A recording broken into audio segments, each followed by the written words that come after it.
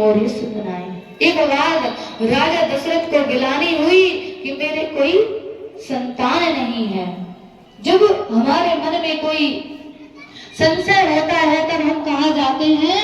श्री हरि के चरण में जाते हैं, तब हम अपने गुरु के पास जाते हैं। और आज दशरथ जी भी गुरु के पास जा रहे हैं और कहा जाता है कि गुरु जी के पास जाने से सारे संशय खत्म हो जाते हैं, नष्ट हो जाते हैं। कि सारे तीर्थ धाम आपके चरणों में, हे गुरुदेव प्रणाम आपके चरणों में।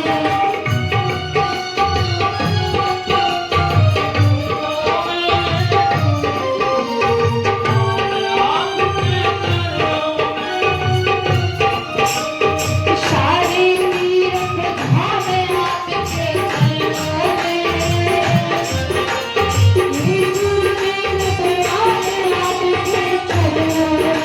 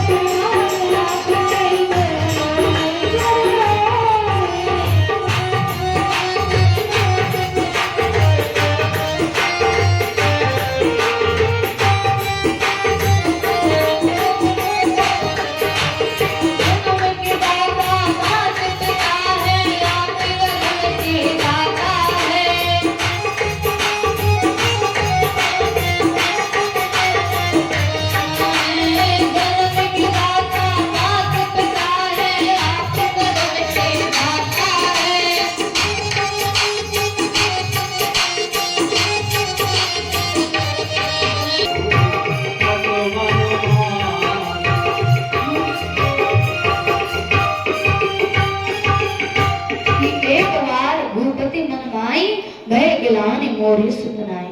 एक बार राजा दशरथ को गिलानी हुई कि मेरे कोई संतान नहीं है। जब हमारे मन में कोई संशय होता है तब हम कहाँ जाते हैं? श्री हरि के चरण में जाते हैं, तब हम अपने गुरु के पास जाते हैं। और आज दशरथ जी भी गुरु के पास जा रहे हैं और कहा जाता है कि गुरु जी के पास जाने से सारे संशय खत्म हो जाते हैं, नष्ट हो जाते हैं। कि सारे तीर्थ धाम आपके चरणों में, हे गुरुदेव प्रणाम आपके चरणों में।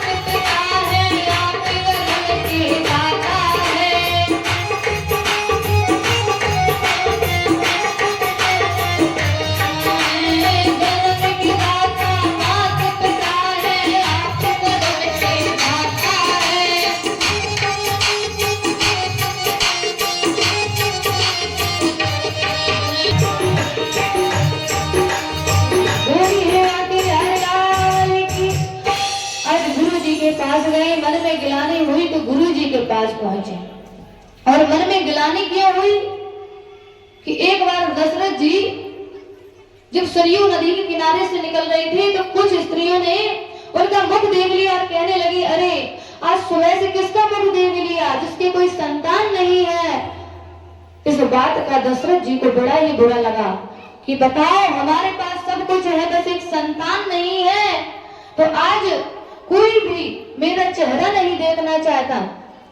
बड़ा बड़ा लगा और आज गुरु जी के मध्य पहुंचे हैं और उनके चरण पकड़ लिए और उन्हें प्रणाम किया है और कहने लगे हैं कि चौथा पन आने वाला हद कमल अभी तक खिला नहीं, क्या जाने कैसा है भविष्य जो अब तक प्रभु अंधेरा है, और मैं निर्बल होता जाता हूँ इस प्रबल दुख ने घेरा है। और कम से कम पितरों को तर्पण पहुंच जाए, एक पुत्र ही हो जाए, आप ऐसी कृपा करें। और रोने लग गए। तब गुरु जी पर देखा नहीं गया और कहा तुम एक पुत्र की बात करते हो, तुम्हारे चार बड़े ही विख्यात पुत्र होंगे। कहने लगे धराऊं धीर होई है सुख चारी, धराऊं धीर होई है सुख चारी, प्रभु मेरा बिरथ प्रगट में हारी।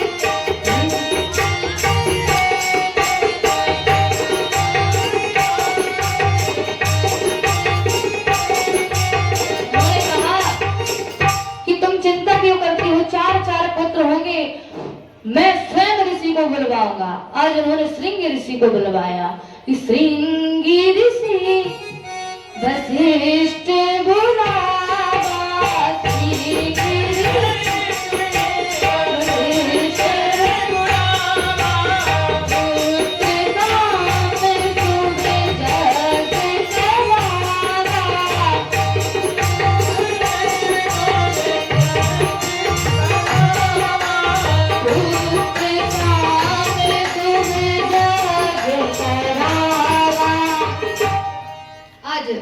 श्रृंगी ऋषि को बुलवाया और उत्कृष्ट यज्ञ करवाया।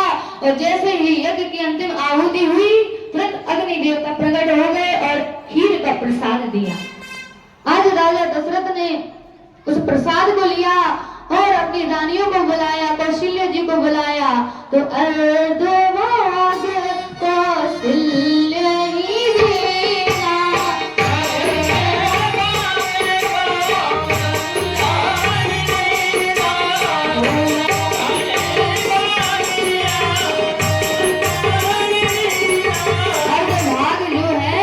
कौशल्य जी को दिया है। जो शेष भाग बचा है उसको 2 भागों में विभाजित किया है और केकई जी को बुलाया, उन्हें दे दिया।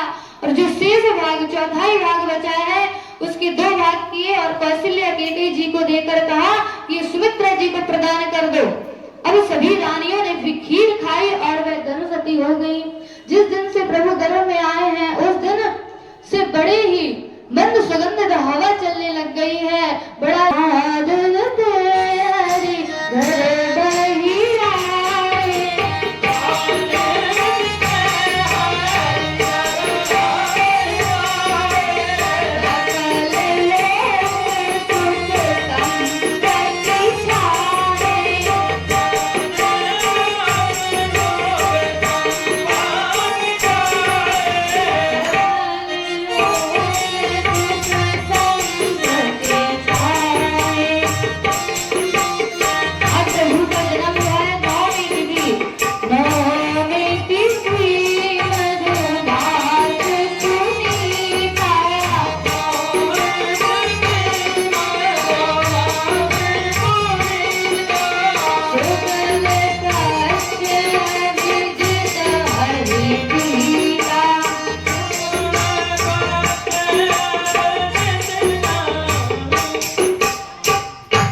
बोलिए श्यावर रामचंद्र की।